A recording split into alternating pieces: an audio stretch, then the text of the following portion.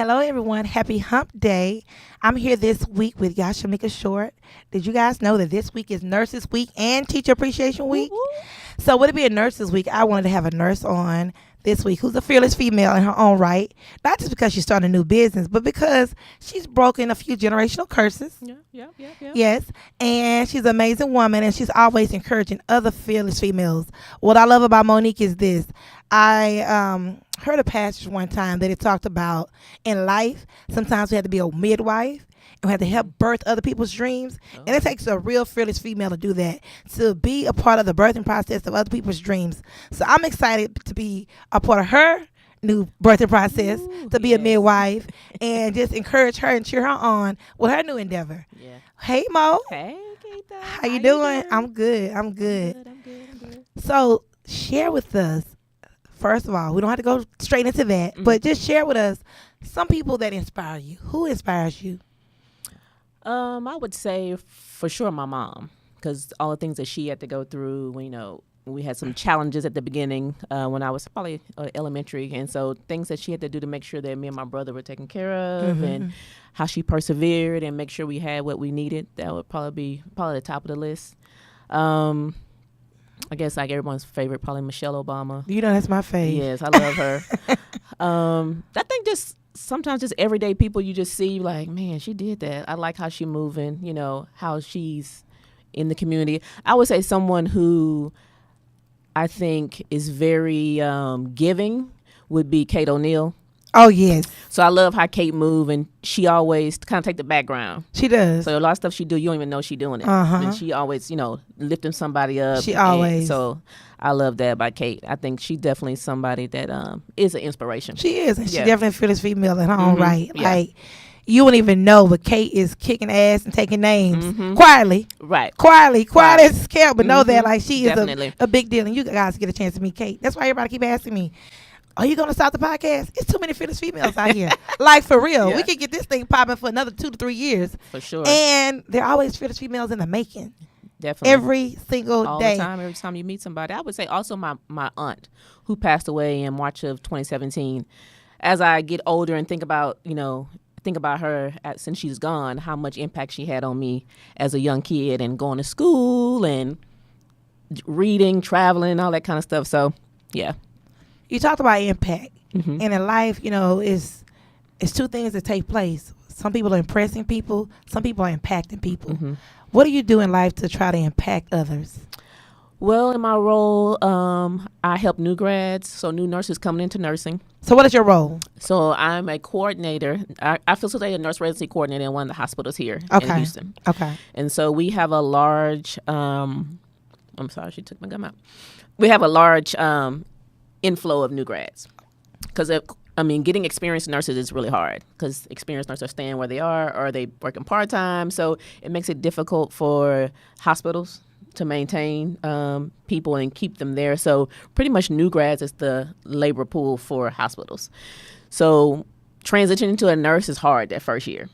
So our goal is to help them and support them throughout that. So to me, that's exciting. See them so excited about being a nurse, see their transition, how they hate it, they love it. And then you see them years later and they're like, oh, I'm doing this, or I'm doing that. So to me, that's what really, I want to be there to help them through that. Because it should be a good experience because it's going to come with this bad anyway. So you should be, you should be supportive and want to support them that, to stay in the best profession. So that's what impact, that's what I think. How long have you been a nurse? Ooh, 19 years. You can know. I You know. can say you've been doing something for 19 years. That's what I said. Yeah. 19 years.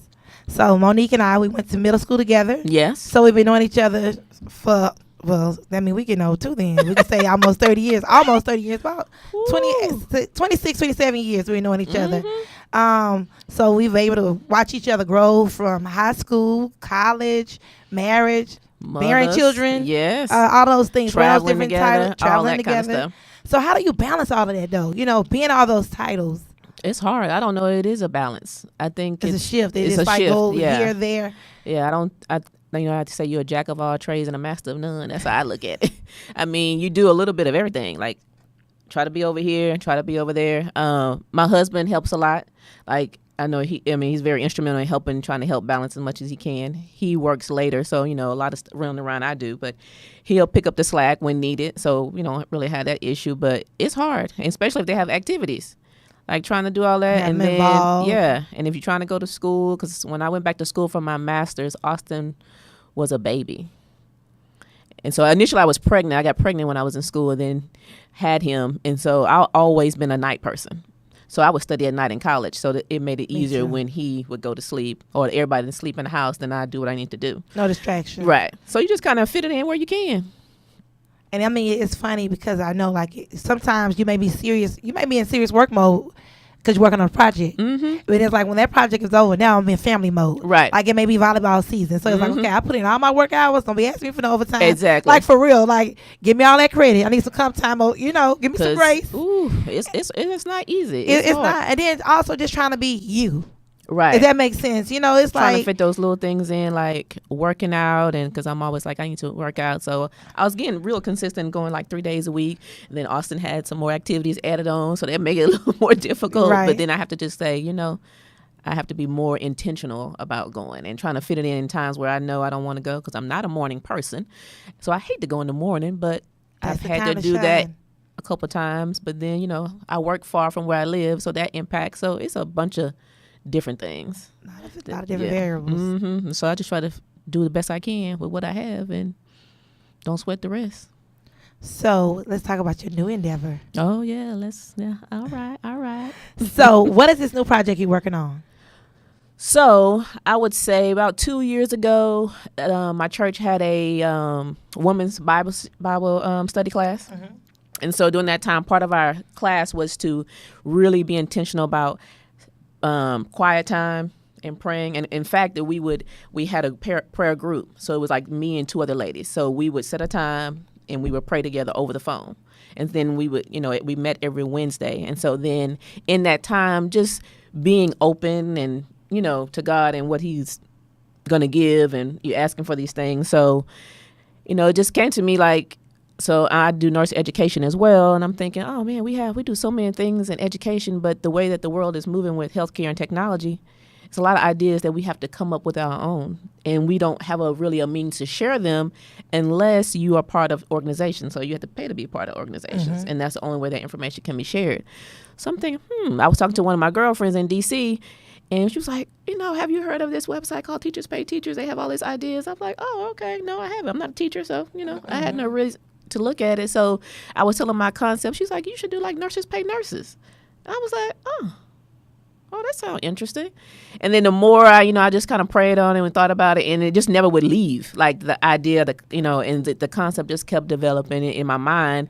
Then I kind of started writing stuff down, and I forgot where I was at. Maybe it was at the first dinner and dialogue with Kyra, and I was like, I need to make a connection with her. Mm-hmm. So last June, I hooked up with Kyra, and we kind of started working on the development piece of it. And then working with new grads, I see some of the challenges they have throughout, the things that they don't realize they encounter, that they have no idea. And so I started writing them down like from A to Z. Mm-hmm. And so then I was like, I need to do this little book. Like I'm still working on the title, but tentatively maybe practical lessons for a novice nurse from A to Z. Mm-hmm. So each letter represents something that like aspirin, a Ziva Xanax. I mean, just saying whatever. Yeah, like for instance, family.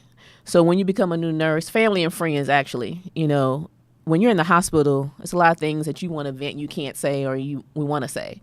And so usually your friends or your family don't understand they're not in healthcare. So if I say, ooh, these patients got on my nerves, somebody on the outside be like, oh, she's so mean. She's not taking good care of those patients. But I'm a human too. So, how can I have that opportunity? But the person who in healthcare would understand. So I just tell them that, your family, you have to get a friend in healthcare, someone who you can explore those feelings mm-hmm. with, and they can be like, you know what, I had the same feeling, mm-hmm. and you move on without feeling like you're, a bad person. Right. Yeah. And then even just holidays, like you have to think of alternative ways to celebrate your holidays that people don't even think about.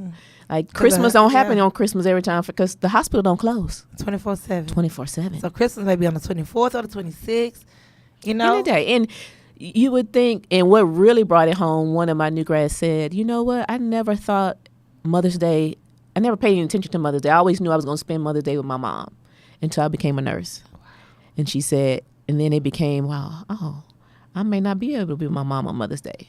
So I was like, that's things that people don't think about when they go into this profession. It's like, it's 24/7, 365, you're going to be there. So things that they need to consider and think about and plan, like I told my one group, you need to start planning right now for for Thanksgiving, Christmas, and New Year's with your family. Like, what's some other days y'all can celebrate? Because you may not be there Thanksgiving Day, Christmas Day, or New Year's, and every holiday is important to different people at different times. Right. So just giving them tools like that, they're small but mighty, and they can play a part in it. So I know that, now you're a seasoned nurse. You've been in the industry long enough. You have a different type of schedule. Yours is not around the clock. But if you had to choose between Thanksgiving, Christmas, and New Year's, what would be your holiday? Ooh. It'd probably either be Thanksgiving or Christmas. So for Erica, my best friend is a nurse. She still has to suffer with that because she is a nurse manager, right? And so she always worked Thanksgiving because Christmas with her kids and all that. Yeah. So she works Thanksgiving because she's like, okay, if I do 7 to 3, we can eat later. You know what I mean? Right. But she wants to be there to open up the gifts with the kids and do. They normally do like something New Year's Eve, Christmas Eve night, like a cookies, and wake up the next morning for breakfast and all of that. But yeah. And some people don't like all the way in July. She talking about okay, let's figure this thing out. And then even though people are like, well, I have kids, people don't care. Because they just because I don't have kids don't mean it's not important to me to be off on that day. So, it's a give and take. And some people I don't care. I'll work for you. And we've had nurses where they'll have the night shift nurse or stay over a couple hours so they can be there with their kids when they wake up. So, it's just thinking about those little small things that can be big things. But, I think in every profession you have those things. Yes. You have those things, those nuances. That's what I'm calling them. Right. I'm going to call them nuances, right? They're not apparent, but they matter. Very. They matter. Very much. Even like for me, like in my profession, I mean, these are the only hours that I know. But with me being off and not working on Saturday, and a Saturday I know it's my work day. Saturday's a money making day. But now to be off and able to wake up to my family on Saturday, my husband first day off, and us to be together, go to the Little League for real in real life. When I go back to work, I'm working every other Saturday. Who come, don't come. Because I realize now I don't have to have it all. I don't have to have all the money because I don't have all the money now anyway. But it made me see life with a whole new set of lens. Like me being off on a Saturday was never even a discussion. Don't even ask me to be off for nothing. Right. You know what I mean? Right. But it does make me look at life totally different because it's like, yay, you off on Saturday because then you can go to Little League. Yeah. Now you can do this or now you can do that. It make a difference when you really see it from a different standpoint. It's like, oh, I was missing this now. Like I need to get back. I need to do this. For real. Get back to the basics. And like again with my profession, I get off at 9. And so me being at home every day and Jeremy like running to the room every day like, happy to see home. You. Happy. Yes. The nerve of my husband when I go out and he'll call me every day at 2:30 like, you headed home now? I was like, that don't get spoiled. But it's just funny that they have got accustomed to this over this last 4 to 5 weeks and loving it. And but we we have never, two in a way. Yeah, yes, definitely. Yeah. I know I ain't about that life though. I know that I need a check, but I'm just saying. Right, yeah. But because I never had that luxury, I'll be off those days on vacation. It's not the same. Right, no, because you're busy doing this and here and there. Off and really, really off. I'm like, wow. It's different. It is. Because coming home at 9 is just like customary. Like what we talking about. I mean, I think if I didn't have kids, I would probably still be at the bedside doing the 12-hour shifts. Really? Yes. I mean, I miss patient care. Because to me, that's where the magic happened. That is where the magic That's where the magic. That's where because you're more of an administrative role now. Yeah, and I mean the magic for me happens differently because I can see these new nurses how they transition. First day they so excited, they love nursing. Oh yes, it's the best thing. 6 months, oh I hate this. Why I do this? Somebody please. What was I thinking? Then 12 months. Oh yes, back. So to see them and then them progress into a leadership role just makes it better. But if I had my way and probably didn't have kids, I probably would definitely still be at the bedside. But I want to do it on my own terms. So what would be your terms? When I want to go to work, I go. 2 or 3 days and be on vacation. Because when you work 12-hour shifts, you don't even use vacation time. For real? You could definitely work it out that way. I did that for a long time, too. And that's why they always usually have a lot of PTO. Because you just stack it up. Because you fix your 12 hours to where you work your 3, off your 4, 6, whatever. And then circle back. Go try it. It's all good, So that's some of the benefits. But the other side of it is 12-hour shift. And it's hard work. because my other good friend, Naisha, Mm-hmm. she loves the 12-hour shift. Yeah. So Naisha is a new mom. She's been a mom before, of Mm-hmm. course, but her girls are older. And she just got a new job. I'm telling you business, Naisha. But she literally just got a new job. And she said to me, girl, I'm going to be working 8 to 5 or 8 to 4:30. I'm like, what?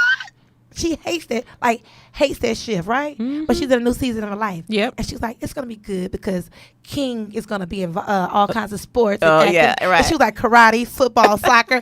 I was like, go ahead, King. You got your mama changing. But, Those kids make you do something different. Yes. I was And like, the way they life set up. 8 to 4:30 or 8 to 5. Because I do not like it, she but hates that shift. it works for the family and It it works for does. the weekends and all that. But if I had to choose, give me my 12s. I can go to the mall during the week where nobody there, while the people walking Doctor's around, appointments exercising and the all mall. that. Like it just makes life a little bit easier. But on the other side, it's not so easy. So it's kind of like you have to give and take for the moment. So nurses pay nurses. Mm-hmm. So you're working on a book. You're working on nurses pay nurses. Well, this been a new endeavor, a new adventure, new thing that you're trying. Mm-hmm. What have been some of your drawbacks or some of your challenges? Because a lot of times, when we try new things, a lot of skepticism take place amongst ourselves. Forget the world. We are skeptical and overanalyze and overthink. Is it going to work? Are they going to like? You know what I mean? We do that internally. Yeah. We can self-sabotage. Mhm. Like, And we can I- kill a dream before anybody else does. I think I'd probably do that. I'm a procrastinator. I'm trying to get better, but also I overthink it. So then that makes me prolong implementing it. Mm-hmm. Like this Nurses Week, I had a project that I was going to do, and I'm still going to do it because I truly believe that nurses don't get a chance to tell their story. And so I wanted to create a platform where nurses can share their side. So it's more of seeing the humanity of the nurse. Like, it's a background to what we do. Like, you think we come in the room and do X, Y, and Z, but a lot of stuff we buffer the patient from because we don't want to put the doctor out there, the hospital out there. We just do what we have to do to make the experience good for the patient, but we take the brunt of the abuse. Is always like, because we're the most constant thing in the hospital. I mean, yes, our fellow, professional people work with us too as well to make sure we get good patient care, but the nurse is the most constant thing that's in and out, interacting with that patient that whole 12 hours. Everybody else is coming in and out. And so we take a lot, and I think our story is never told fully from a nurse per se. So just procrastination, but I keep trying to tell myself, I remember hearing a quote where the best ideas and the best inventions are in the cemetery. So I try to be like, I can't let it go with me. So that's kind of what keeps pushing me, like, okay, it's gonna do it. It may not be perfect, but it'll get there. Well, one of the quotes I learned this weekend is "Done well is better. Done well is better than done perfect." Yeah, I saw that on your IG. Yeah, and it resonated with me because a lot of times we are like the perfect time, the perfect day. Because in your mind, just saying like Nurses Week would have been a perfect week, or a perfect time, right? Perfect. But it's okay if it's not the perfect time. If it's a good time, we're gonna roll it out. Yeah. If it's July or August, we're still gonna roll this thing out. But so many times it's like we're waiting and working on perfection. A lot of shit ain't getting done. Be thinking about it. The intention is there, but intention don't deliver results or outcomes. Intentions So don't that's deliver. what I have to kind of go back and forth with my mind. In my mind, say, okay, you said this, you got to be true to it. Don't take it with you. Give it in. And see what happens. What's the worst that can happen? It cannot work. Okay, Okay. moving on. Moving on. Yeah. And then I also try to think about, even at work, integrity is big to me. Like, I'm real big on that. So if I say something, I want to be able to stand behind it.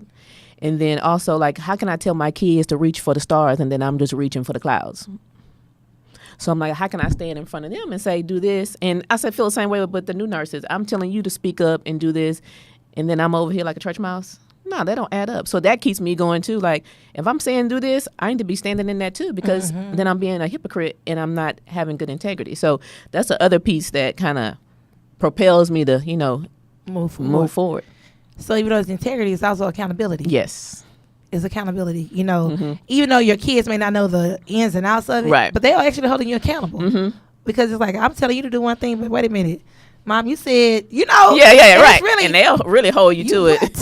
what? What? And you be like looking at them sideways, like you better. Cut it But out. a lot of times we tell, we have been told, keep your dreams and your secrets to yourself. People are dream killers and dream stealers, but what's for you is for you. And I'm a Yes. person that I believe sometimes I tell it because I want somebody to hold me accountable, Right. And say, what happened to blah blah blah blah, or what you doing? Like sometimes I need that. But don't keep saying it to me. No, just kidding. No. Yeah. We gotta pace it. Like Right. don't be badger. Don't get beat on me my up. nerves. Yeah, beat me up the head. Yeah, with it. I know. but every now and then we need somebody like every 3 or 4 months to say, hey, Yeah. sis, how's it going? What we looking like? Like that. Don't be badgering me every week now. Yeah. I'm gonna stop answering your calls. We might not be Okay. friends no more. I was joking. Well, I think that's the good thing about working with millennials too. It's like kind of like an oxymoron in a sense because everyone say, oh, millennials, they don't want to put the work in. They have all these grandiose ideas. But do we not tell our kids to reach for the stars, go after it? And then when they say they want to do this, we want to say, no, well, you need to wait. But we just told them, go for it. Nobody, you can do whatever you set your mind to. And just because they say they want to be something don't mean that means tomorrow. But people tend to think millennial, and I think they have it right. They have. I mean, it's all about what they're works so for unconventional. them. Yes, they are so unconventional, and they are like skipping. It was this thing I wish I knew the name of it. It was a chart. It was a graph, and it showed like stair steps, incremental change, and it was one step, and it was like a leap. It was like the step was like huge, and it was called one step change. Millennials are doing one step change, but all the things that we read about in the news, like Uber Eats and Google, these people are making one step changes. They're not doing incremental growth. They're not trying to do it like on a well paced way. Yeah. They're being aggressive with their future. Right. They're being aggressive with their risk, and it's okay. It's really okay. But so for us, we're a little safe. We're safe investors. Let's say Right, that exactly. And so it's like, oh no, I can't lose all this right now. But they are so risky. But if you think about it, even if you go back to even probably my mom, your mom, each generation gets a little bit more riskier as they Yes. go. So Austin and them probably just going to be, who knows Oh, what man. they're going to do. But, each generation just kind of takes it a little step further. And now with the technology and the things that they have at their hands, like, why not? But I mean, sometimes they say, oh, I want to do this. And you're like, okay, wait a minute. You can do that, but it's some things you need to do before you get there. I'm not saying you can't, but I think a lot of times people say you just kind of shut them down and like, oh, they don't need to do that. But they living the life how we should be living, not to work, but to a balance, because they big on balance. And where they be like, I need to have, what's funny with them, they will prefer work Monday through Friday than to have 12-hour shifts because they friends and they family on their schedule, and that's what they want. That's what's important to them versus the other. So I think sometimes people give millennials a bad rap because they kind of jealous of how they live. And It's funny you say that because it amazes me about how Jada works. She don't even have no kids picking from daycare. But she for real about her schedule. Like all these extended hours and extended days, like her schedule, it's like she adheres to her schedule. And I'm looking at her like, how you run a business better than me? But like she is for real. Like she got people paying deposits. But again, she's a millennial and she's taking charge and being aggressive with her business. And I like it. I love it. But it's so funny because when I was younger, I was like 6 a.m. to 2 a.m. So like, oh no, I got a lunch day. I got a dinner You're day. right. Like I was the kind of it's person. about living. And that is so true. None of you say that because when I was her age, I was really, really trying to Yeah. get it. Like and you were. right, we working, we doing the typical this, I'm gonna do this, I'm gonna do that. Now they like, no, I'm gonna do this, but I'm gonna also do this. And don't call me to keep working on this overtime because I want to do this. But when I want it, I'll get it. I'll let you And know. I think people kind of like, well, how dare they? But why not? Oh man, when I tell you that drive my mama crazy. But Yeah, you're right. yeah. Why my- not? We tell our kids to do. Nobody can tell That you drives what my mama not to do. crazy. But when they do it, it's like, I don't know, slow down. You can't do that. We don't like, but it's hard for people to accept in the school of thought. Yes. It is. Sometimes they a little off now. Sometimes you be like, now come back down. But No, right, overall, yeah. you like the way that they explore and just kind of go out there and live life. I mean, that's the way. I went to a retreat this past weekend, and when I tell you, it was millennials there. It was more millennials, and I called Erica. I was like, "Girl, I was the old lady there." She was like, "Oh, you was old school. You was old school." I was like, "Can you imagine that? Like, I'm a part of the old group." Yeah. And she was like, I was just amazed how it was so many 25-year-olds who dropped them stacks and racks. And when I Yep. was that age, and when you were that age, we had that money, but I couldn't imagine spending no money. Like I could not. Them people Let me drive. go and get on this cruise. That's $200-$300 out of Galveston to Cancun. Oh, that blew my mind though. Yes. 66% of the attendees was between the ages of 25 and 30. Wow. I just started taking grown-up vacations. I was Mexico bound for a long, long time. Because my kids already got passports. Alex going to Europe. I ain't even been this summer with her school. It's just like, with the different. exposure. It's different. It's just what's available. So that just changes the way things are. It is what it is. Man, the world is changing. You're right. It is what it is. So let's talk about self-care in more depth. Mm-hmm. So in this crazy world that there's no balance and we wearing all these hats, do you put time each week to take time once a week for yourself, or what do you do to just maintain your sanity? Probably most often I wait till everybody go to bed, and I'm in the living room watching TV, catching up on mindless trash TV. Give me some trash, because I'm watching TV now. Love and Hip Hop. Okay. Married to Medicine. Do you watch anything on Netflix? No. The Shy. That's what I love The Shy. I need to watch The Shy. I'm trying to think what else. I might read, but it's usually when everybody go to bed. Mm-hmm. Then I just kind of, or if I'm taking Austin to practice or something like that, I might sit in the car and maybe just mindlessly go through my phone, or just, maybe read, things like that. Like me and Alex went and got a pedicure last Sunday. I probably hadn't went and I don't know when. And that's usually out my norm, but running around the kids and both of them in sports on Saturdays and sometimes Sundays, it really don't leave no time. Mm-hmm. So I was like, you know what? I'm going to go. And what do you do just to pump yourself up, encourage yourself? Like some people say they do affirmations. Some people write in journals. What is the thing that you do to pump yourself? Do you listen to gospel music in the morning? Do you listen to rap music in the morning? What is the thing to get you going, get you hyped, get you pumped, get you stoked? I don't know. It's different on different days. Some mornings, I'm trying to be more intentional about getting up early and doing some type of devotional, whether on my phone, on the Bible app, or, I was reading Helena Collins. It's Collins, right? Helena? Yes. I Helena did her Collins. Confidence is Key. A 21-day her devotional. 21-day devotional. And then I ordered Miss Sylvia Grady. I'm doing her transformation journal. So I'm trying to do things like that in the morning. And I know I'm not a morning person, so sometimes I'm like, okay, maybe I do it before I go to bed. That way I get it done. Do you think it would be more intentional if you did it in the evening?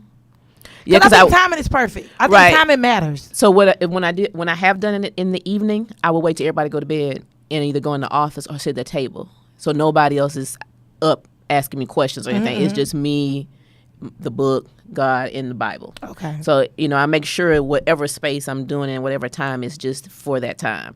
So, and then sometimes I'm in my car in the morning listening to gospel, or I sit at my desk, I have a CD, I might listen to that.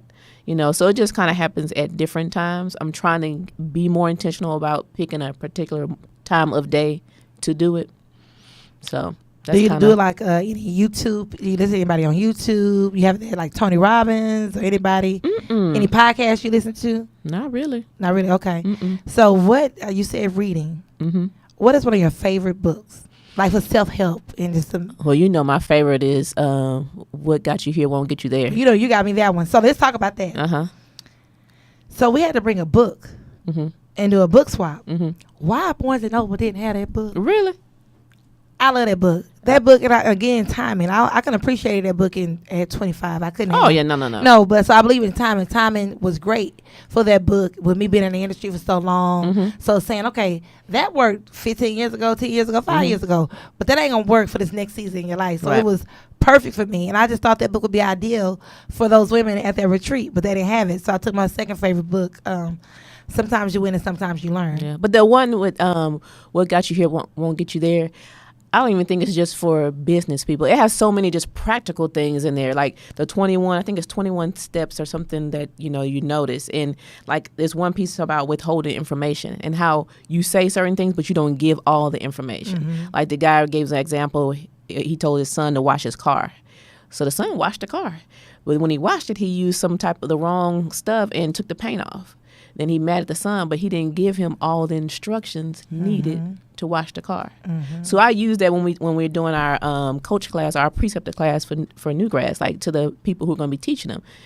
Sometimes we withhold information, not intentionally, but in the back end, when you look at it, it's like you left out something pertinent and you didn't give it to that person for them to either complete the task or understand what you were saying. And sometimes they don't know to ask questions, depending on what the situation is. It just has some good little nuggets about leadership and, go and ask your spouse, what could I do better as a husband or a wife? And it's like people don't ask their spouse that because they don't really want to know. And then how that lines up with how you are at work. And you think you're so different at home and at work, but you really are the same. Yeah, and that's so I just love that book because it had a lot of practical things. Yes. And when you read each chapter, if so many principles you could apply after each chapter. After each chapter, and it makes you reflect. I like things that make me think. Yeah. I do. I have little tabs, so I kind of go back and look through it a little bit. And that was a good book. Yeah. I mean, that was a really, really good book. And you're right; it's applicable for anyone because we constantly evolving and changing. And why not improve? Even if you're good, why not be great? You know what I mean? Exactly. It's not may not be a weak area. Why not just strengthen it a little bit? You're right. Exactly. That's one of my favorites. This year one of my goals is because I know a lot of people who are writing books. So I have a coworker who's written a book. I did Helena's book. I have Miss Sylvia's journal. And then LaShonda's book is coming out. So I purchased that. I'm going to purchase Yvette's book. And so my goal is if I'm spending money on all these other authors, why not support them? So my goal is to read books of people who are publishing. So that's kind of what's in my queue. Yeah. And then I want to read Valerie Jarrett's book. So I have that already at home. So I have a stack I need to get through. So what's the name of Valerie Jarrett's book? Let me see. I want to read I'm Judging You. Oh, yeah, that's about Lovey. So Valerie Jarrett's book is Finding My Voice, My Journey to the West Wing, and the Path Forward. Okay. So I want to read that, yeah. I definitely was impressed with Valerie Jarrett after going to see the Becoming tour. It was very impressive to just know that she is a person who really, really had a lot of impact on Michelle Obama's life. So you go back and you Google her, you're like, wait a minute, like she is really impressive. But a lot of times people are behind the scenes because they're not in the forefront. Right. You don't realize they're really popping. You're right. Exactly. She's really a big deal, you know. So thank you for sharing that because I wasn't aware that she's the author and she wrote a book. So I'll definitely be borrowing your book when you finish. Okay. Yes. Well, thank you so much, Mo Yashamika Short, for coming on today, sharing your new endeavor, and just sharing, your life story, sharing how you cope and deal and balance and just try to just be the best you. Yeah, I'm trying. It's a work in progress. All the time. Yes. Well, I'm Nikita Ross. I will be back next week, and I have a treat. I am bringing my grandmother on here next week. Ooh, Maxine. Yes. I was sitting down, and I have a list of people I want to interview and talk to. And I was going over my list, and Erica was like, you need to get Granny on there. And so the other week, Granny brought me over here because, she's my Uber driver. And I said, she said, baby, who you interviewing today? I told her, by the way, Sister Max, are you available on March 15th at 12:30 p.m.? 12:30 p.m. to do a podcast? She was like, let me check my schedule. So that tickled me to death. But no, that's gonna be good. My grandmother will be on next week. She's going to get her hair done at 9, so it'll be laying down pretty. She's going to be so cute for y'all. So y'all get Maxine ready, Watson, I'm sure she's going to have a mighty word. Girl, it's going to be hilarious. She got that word, but she can be a comedian when she wants to be. Exactly. But thank y'all so much. I'll see y'all next week. Bye. Bye-bye.